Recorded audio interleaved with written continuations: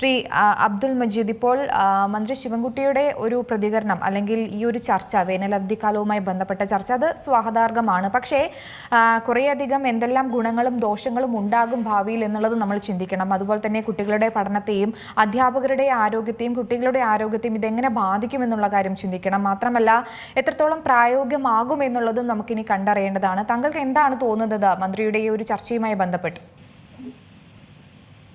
ഞാന് ഒരു യാത്രയിലാണ്, ബസ്സിലാണുള്ളത്. ഇടയ്ക്ക് മുറിഞ്ഞു പോകാൻ സാധ്യതയുണ്ട്. എനിക്കിപ്പോഴും പുതിയ കുറെ പരിഷ്കാരങ്ങൾ കൊണ്ടുവരുന്നതൊക്കെ മണ്ടൻ പരിഷ്കാരങ്ങളായി മാറുന്നോ എന്ന് സംശയം തോന്നുന്നുണ്ട്. സ്വാഭാവികമായിട്ടും ഇത് ഈ അവധിക്കാലത്തിന്റെ പേര് തന്നെ മിഡ് സമ്മർ വെക്കേഷൻ, മധ്യവേനൽ അവധിയാണ്. ആ അവധിക്കാലം മാറ്റുമ്പോഴുണ്ടാകുന്ന പ്രായോഗിക ബുദ്ധിമുട്ടുകൾ, വിദ്യാലയങ്ങളിൽ ഉണ്ടാകുന്ന പ്രയാസങ്ങൾ, വെള്ളം കിട്ടാത്ത അവസ്ഥ, അതുപോലെ തന്നെ കഠിനമായ ചൂട്, ഇങ്ങനെ തുടങ്ങിയിട്ടുള്ള ഒട്ടേറെ പ്രയാസങ്ങളുണ്ട്. വിദ്യാലയത്തെ അത് എങ്ങനെ പ്രതികൂലമായി ബാധിക്കും എന്നതിനെ കുറിച്ചൊരു ആലോചന പോലും ഇല്ലാതെ ഇത്തരം തീരുമാനങ്ങളും പ്രഖ്യാപനങ്ങളും വരുന്നത് ഒരു കാരണവശാലും നമുക്ക് അംഗീകരിക്കാൻ കഴിയില്ല. ഇപ്പോഴത്തെ ഉച്ചഭക്ഷണത്തിന്റെ മെനു ആരുമായി ആലോചിക്കാതെ സ്വയം അങ്ങ് പ്രഖ്യാപിക്കുന്നു. അതുപോലെ തന്നെ സമയമാറ്റം ഒക്കെ ഒട്ടേറെ വിവാദങ്ങളിലേക്ക് വലിച്ചിഴക്കുന്ന ഒരു അവസ്ഥയാണ് ഉണ്ടായിട്ടുള്ളത്. അപ്പൊ അതുകൊണ്ട് ഇത്തരം പരിഷ്കാരങ്ങളൊക്കെ വരുത്തുമ്പോൾ അതൊക്കെ വിദ്യാലയങ്ങളിൽ വിവാദങ്ങൾ സൃഷ്ടിക്കുകയും ആ വിവാദങ്ങൾ മുഖാന്തരം പൊതുവിദ്യാലയങ്ങളുടെ കുട്ടികളുടെ എണ്ണം കുറഞ്ഞു വരികയും ചെയ്യുക. പൊതുവിദ്യാഭ്യാസ മേഖലയുടെ തകർച്ചയ്ക്ക് നിദാനമാകുന്ന രീതിയിലാണ് അതൊക്കെ പോകുന്നത്.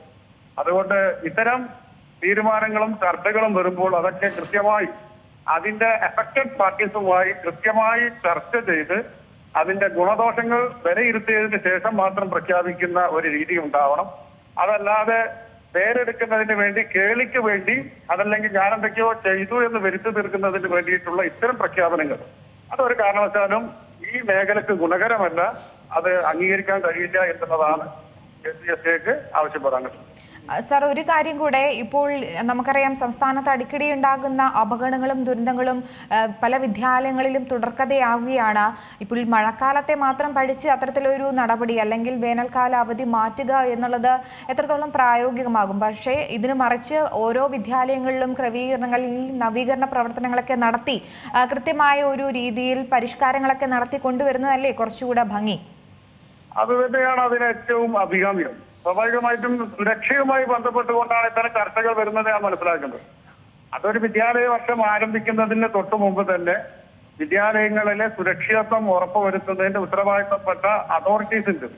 ആ അതോറിറ്റീസ് അത് ഉറപ്പുവരുത്തി കുട്ടികൾക്ക് അപകടകരമല്ലാത്ത ഒരു സാഹചര്യം ഉണ്ട് എന്ന് ഉറപ്പുവരുത്തിയിട്ട് വിദ്യാലയം ആരംഭിക്കുകയും ക്ലാസുകൾ ആരംഭിക്കുകയും ആ രീതിയിൽ മുന്നോട്ട് പോവുകയും ചെയ്താൽ മതി. ഇതിപ്പോ കൊല്ലത്തൊരു കുട്ടി ഷോക്കേറ്റ് മരിച്ചതാണ് ഇവിടുത്തെ വിഷയം. ഷോക്കേറ്റ് മരിക്കാനുണ്ടായ അവസ്ഥ നമുക്കറിയാം. 56 കൊല്ലം മുമ്പ് ഉണ്ടായ ഇലക്ട്രിക് ലൈനാണ്. അതിന്റെ സ്ഥാനം കൊണ്ടുപോയി ഒരു സൈക്കിൾ ഷെഡ് നിർമ്മിച്ചതാണ് അതിന്റെ അപകടം. ആ സൈക്കിൾ ഷെഡ് അതിന്റെ ഫിറ്റ്നസിന്റെ വിലയിരുത്തലിന് വേണ്ടി വരുന്ന അധികാരികൾ കണ്ടില്ല.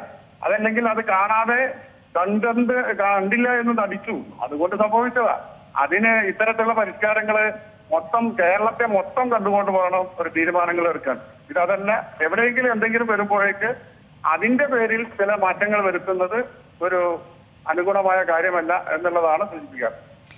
ഒരു കാര്യം കൂടെ, ഇപ്പോൾ ഈ ഒരു പ്രത്യക്ഷത്തിൽ ഇത്തരത്തിലൊരു ചർച്ച നടക്കുകയാണ്. ഇത് പൊതുവെയുള്ള ആളുകളുടെ അഭിപ്രായങ്ങളെല്ലാം രേഖപ്പെടുത്താനുള്ള ഒരു മാനദണ്ഡം, ഒരു പാലം അങ്ങോട്ടും ഇങ്ങോട്ടും വെക്കുന്ന തരത്തിലാണ് മന്ത്രി പറഞ്ഞിരിക്കുന്നത്.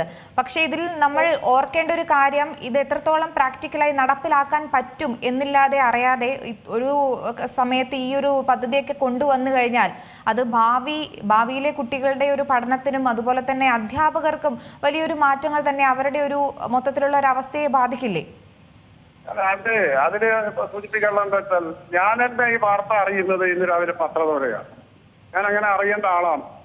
കേരളത്തിലെ അധ്യാപക മേഖലയിലെ ഒരു സംഘടനയുടെ സംസ്ഥാന പ്രസിഡന്റ് ഒരു കൂടിയാലോചനയ്ക്ക് വഴിവെക്കണ്ടേ? ഇത്തരം ഒരു ചർച്ച വരുമ്പോ അതുമായി ബന്ധപ്പെട്ട അഫക്റ്റഡ് പാർട്ടീസിനുമായി ഒന്ന് പ്രാഥമികമായി ചർച്ച പോലും ചെയ്യാതെയാണ് പ്രഖ്യാപനം വരുന്നത്. അതൊരു ശരിയായ രീതിയാണ്. അത് ശരിയല്ല എന്നുള്ളതാണ് നമ്മുടെ അഭിപ്രായം. ശരി, വളരെയധികം നന്ദി അവസരത്തിൽ പ്രതികരിച്ചു. ഏറ്റവും പുതിയ വാർത്തകളും വിശേഷങ്ങളും വിരൽ തുമ്പിലറിയാൻ സീ മലയാളം ന്യൂസ് എല്ലാ ഡിജിറ്റൽ പ്ലാറ്റ്ഫോമുകളിലും ലഭ്യം.